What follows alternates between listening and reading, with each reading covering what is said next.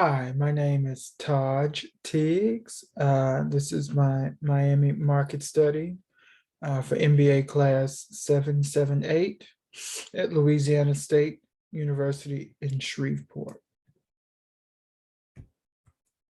All right, so this is our table of contents that we will go over.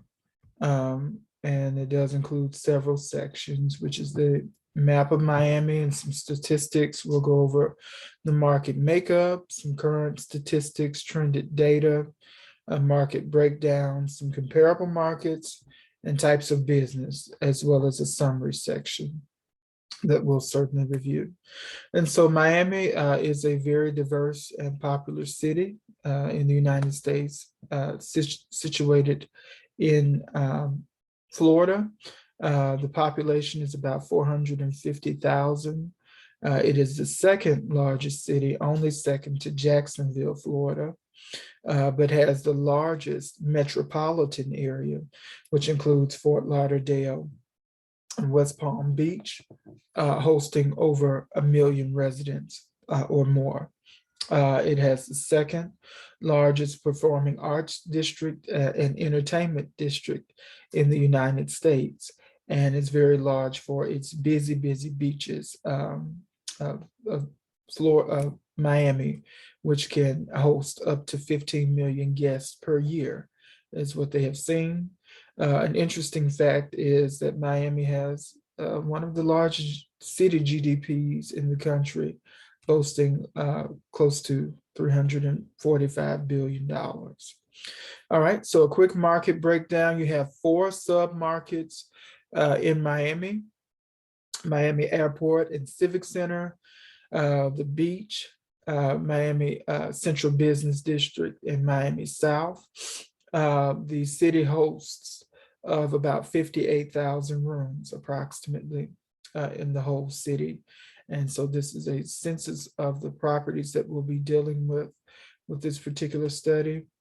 On the class breakdown, Miami has a large distribution of hotels, 97% being chain facilities, and Miami's class structure breaks down from luxury class to economy, and has a pretty even distribution, with the exception of the luxury class. The Miami market is, for the most part, even. You'll see here some notable hotels in Miami would be the Four Seasons Hotel, as well as the Ritz-Carlton, are very popular. They have on some key statistics that we found with the Miami market is that as of June of 2020, the Miami market for its hotels had witnessed a sharp decrease, mostly due to the COVID-19 pandemic, where all of its categories from room demand all the way down to RevPAR all had experienced a decrease. And so there was a large revenue loss, as well as a lowered ADR for each class of hotel, and a lowered occupancy rate of almost 12% for the Miami market. And so each year displayed on the chart is where we see the market highs and lows for supply and demand. And of course, during 2020, when the city witnessed its sharpest decrease due to the pandemic. By class, when we're seeing the supply and demand, of course, due to the pandemic, by class, the one most affected was the luxury hotels, where they had witnessed a sharp decrease in supply and demand. And some of these even represent hotel closures. To that end, also, there was a shift within the market, according to this graph, where the pandemic shows where facilities struggled to keep occupancy when we're speaking about ADR and occupancy rates between December 2016 and June of 2020. And then also this graph will show that in March of 2020, after a period of growth, a 3-year period of growth. We see that in March 2020, the occupancy rate and the uh, ADR rate had took a sharp dive due to the pandemic.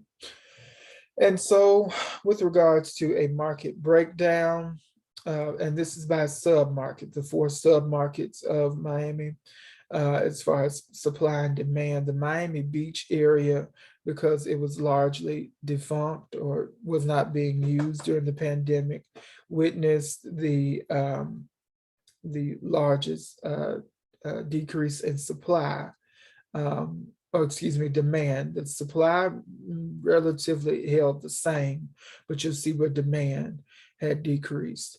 We'll see in the Miami airport market where it had held due to travelers being quarantined and some of these other markets, but the Miami Beach market and the Miami Central Business District did decrease. Occupancy by sub-market, the Miami Beach market as well as the airport market did see a percent change in occupancy according to some of the data that we received. And then actual occupancy and ADR with the Miami Beach. You'll see where the actual occupancy for the Central Business District and Miami South held a positive change within it.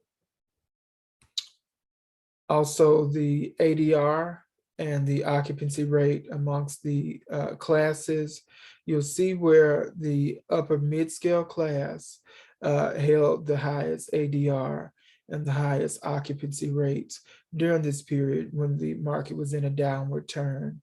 More customers were looking for more frugal and practical options for as far as payment for lodging. You'll see that the Miami market, the luxury hotels normally hold the highest ADR, but may sacrifice occupancy. And this is likely a strategy they use to maintain a competitive RevPAR. And so when we're looking at comparable markets, we compared Miami to the Shanghai market, which is the most populated urban municipality in China. It hosts over 25 million residents and is known for its IT hub, such as what Miami is growing into be as a large IT city. And so supply and demand, we do see where the Shanghai market has about 7 submarkets, and to that end, Shanghai boasting over 25 million residents certainly has Miami beat with regards to supply and demand. The occupancy and ADR percent change were pretty much steady, with the exception of the Shanghai surrounding area, where it had outpaced the Miami markets for occupancy and ADR. To that end, the Miami and Shanghai market, you will see where the Shanghai market does have a higher actual occupancy rate and ADR in most of its markets as compared to the 4 sub-markets of Miami. Types of business, Miami has a very consistent occupancy rate. Occupancy rates indicate that it has a strong market for tourism and business, as it also has the largest, 3rd largest business district in the United States, and that's the city of Miami. Miami has experienced a growth spurt in its technical field. As mentioned, it is growing into a large IT hub, and the Miami market has witnessed an increase in ADR between 2015 and 2019. And the only exception to that is during the pandemic of 2020. Miami has experienced an increase in occupancy across all submarkets. It has the lowest occupancy rates when we're looking at by day of week is on Wednesdays and Thursdays.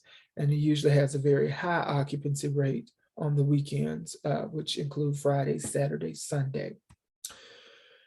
Actual ADR by day of the week, Miami will see its highest ADR on Tuesdays and Wednesdays for the week.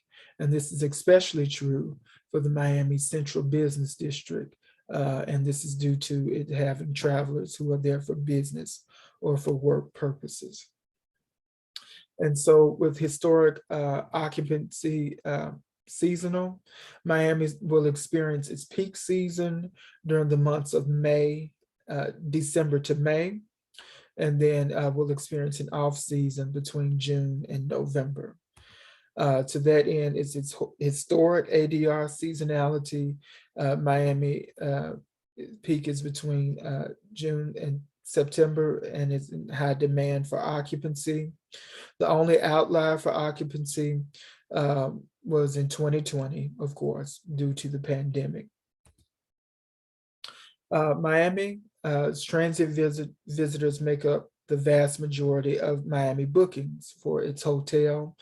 And to that end, Miami has proven to be a popular destination for transient and travel groups. The ADR of Miami is starting to show signs of pre-pandemic pricing, so that is good for hotels as they're starting to see an uptick in the pricing. And the luxury class of Miami is still outperforming any of its other constituency with ADR and RevPAR. And so here is some pipeline data.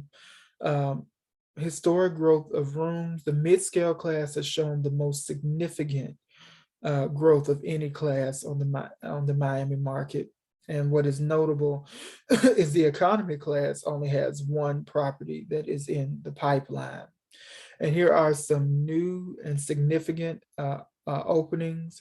All of these except one, which would be the Good Time Hotel, have opened in the Miami market. It is actually the only of these properties that is an independent property. And so to that end, that goes to show you Miami does prefer chain properties. And that Good Time Hotel is notably co-owned by music producer, Grammy Award-winning artist Pharrell Williams. Room pipeline by scale and phase. There is only one economy class hotel in the pipeline. The upper class and mid-scale properties have lower RevPAR than what you would see with the luxury class. Room pipeline data by brand. Miami is still the dominant, still dominated by chain properties. And to that end, some brand new properties include the Urbanica Fifth and the Good Time Hotel, as well as the M Gallery has moved into the Miami market. And so in summary, Miami has seen a varied supply of growth over the course of the last 10 years. And just before the pandemic, Miami did see a supply and demand and was riding a high surge until the pandemic. And so some takeaways can be that Miami has proven to be a stable market for the hotel and lodging industry. And it has still the busiest beaches in the United States and is a popular tourist destination and business hub, which is very good for the lodging industry, as they can expect a steady occupancy and higher ADR.